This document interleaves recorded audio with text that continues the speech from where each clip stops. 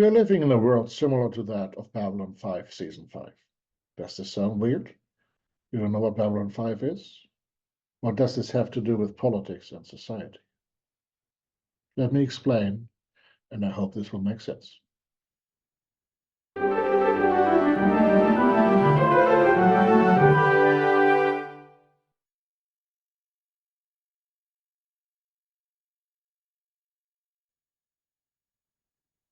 So Babylon 5 is a science fiction show that's set out a coherent story for 5 years from beginning to end. It's a story of humankind growing up within a community of similarly advanced alien species, fighting for survival, fighting against its own demons, against other alien species much more advanced than itself. Some say that it's Tolkien's Lord of the Rings in space, but it's science fiction, not fantasy. So long story short, the network got nervous and asked the producers of the show to cut short the originally planned 5-season arc to 4 seasons. Did this in the last year. So 2 years of content had to be crammed into the 4th year, but it worked. Ancient enemies were defeated, the galaxy freed from those who would deny us all freedom of development, and Earth was freed from a brutal dictator. Everything's great. We also got a future-looking final episode in which humankind is so advanced that they too leave the galaxy as some kind of ascendant beings. Then the network said, oh, we want season 5 after all. And predictably, audiences were less than pleased. But there's more truth to season 4 than we would all like. What happens is the following. In spite of the grand victory achieved over ancient all too powerful forces, the shadows as the forces of chaos and the warlords as the forces of order, things are backsliding. Domestic issues are annoyingly coming to the foreground. Once optimistic leaders get co-opted into devious schemes.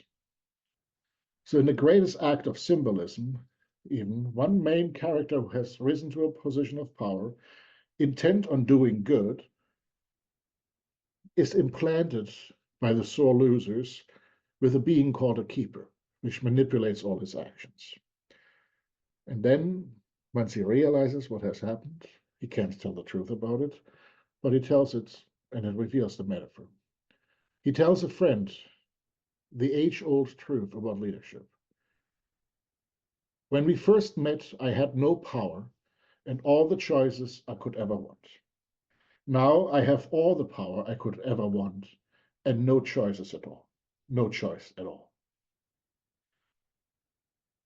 Trying to tell this without spoilers, so those who know who says it, you'll know. So the galaxy is sliding into chaos, but there is no great narrative, no great heroic tale, no voyage of discovery. Everything is just weird, uncomfortable, paranoid, disorienting, frustrating, annoying, dangerous, cruel, deadly. And somehow smaller than the previous 4 years. On top of all that, the new follow-up show, Crusade, told the story of a great plague befalling Earth as revenge for the victory over the shadows. The show was canceled before even given a chance. Network executives, it seemed, had had enough. Okay, so much for the show. You may already kind of feel where this is going, because doesn't this sound familiar somehow? How does this fictional story describe our current time? And how do we tie this in somehow with political theory? I'm gonna do another video sometime soon on Fukuyama, because I think he's been misunderstood. But just for a brief overview here. Yeah, so it's about Francis Fukuyama's observations in The End of History and the Last Man. The end of history is a long-standing theme in political philosophy, and the idea of the last man also. So he's drawing from political philosophy, and you could say he's basically arguing that the fall of communism reinvigorated the argument already made by Hegel and Kojève that democracy is the only legitimate system. Hegel understands history as the process of discovery that leads human beings to finding the ideal political system, and that the victory of Napoleon as the sword of the French Revolution over both Prussia and Habsburg Austria in 1806 proved the vitality and legitimacy of the democratic republican system and the principle of popular sovereignty. No longer would any monarch be able to claim to be ordained by God or to be self-sufficient in their legitimacy, as Louis XIV so famously did when saying that he was the state l'état civil. Hegel, of course, has some woo components to his thinking. So when he's invoking the spirit of history, things like that. Another problematic component of Hegelian thinking and its materialist Marxist version is the assumption that history is inevitably heading in a certain direction and that we have to help it along, a kind of thinking criticized by Popper as historicism. So you could indeed say that what you could call strong Fukuyamaism, a belief that we don't need to argue about democracy anymore and that everything from now on is hunky-dory, is wrong. But that is not quite what he's claiming. And he has tried to explain this for years. The weak Fukuyamaism is still somehow true, ironically proven by every dictator on the planet. Even the worst tyrannies in the world claim to be democratic because they know that they would lose discursive and eventually real power if they did not, at least in theory, honor the principle that only we the people can determine politics. Think of any dictatorship on the planet, a real clear dictatorship. They'll somehow say they're democratic. They'll have pretend elections that somehow are manipulated, either from the setup or in the vote counting. They claim to somehow divine the will of the people, and that somehow whatever major party or major person rules is somehow promoting democracy. It's absurd till you think about the Hegelian argument that the only power really comes from the people, and that if you can't prove that somehow, you have a problem. And so we see a backsliding on democracy, and people claim that that proves Fukuyama wrong. But actually, if you look at the language spoken, even those who are against democracy use its terminology, which then again proves Hegel and Fukuyama right.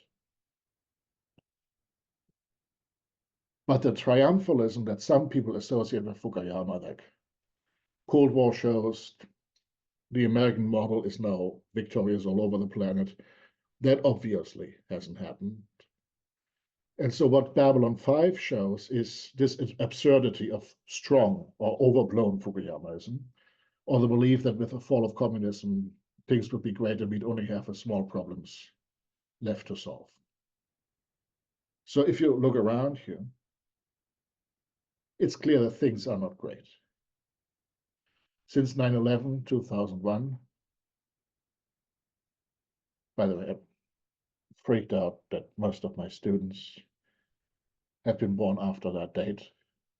And if you're old enough to remember it, it has been such a break. But you remember that feeling in the 1990s of, well, we're slowly getting together, and then this happens, and then that happens, and then things go haywire. So if you're younger than that, you haven't had the privilege of living in a time where you could be optimistic. So I'm sorry for that. Because since 9/11, we've basically been living in the world of Babylon 5, season 5. Communism, or as it called itself, socialism, is not gone. New powers have arisen with dubious political aims. Democracy is being undermined. The global order is being undermined. Wars of conquest have been normalized by Putin. like in Chechnya, Transnistria, Georgia, Syria, and Ukraine. The West has faltered by trying to create democracies through eliminating dictators violently, which obviously failed. It failed in Afghanistan, Iraq, and Libya. Extremist and populist leaders are displacing middle-of-the-road pragmatists. Established political parties are no more. Look what has happened to Christian and social democrats all over Europe. Drugs are destabilizing entire continents. Civil wars like in Congo, Sudan, South Sudan, Yemen seem to be lasting forever. Then there's the train wreck that's Brexit. Then there's the war of Hamas against Israel. And the global COVID-19 pandemic, which is still not quite over, no matter how we may want to deny it. And the disturbances of the world economy, all that is still going on. On top of that, we have UFO revelations. And so all of this is somehow weird, uncomfortable, paranoid, disorienting, frustrating, annoying, dangerous, cruel, deadly. Okay. Now what? After I've just depressed all of us, how do we make sense of all of that? How do we retain hope?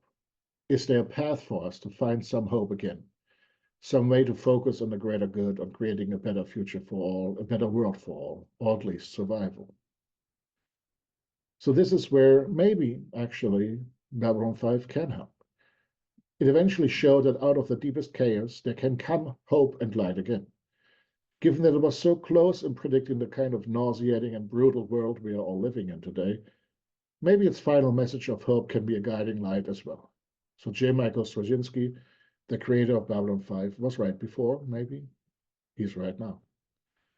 So if you look at one of the deepest messages of Babylon 5, you'll come to the preamble of the Constitution of the Interstellar Alliance.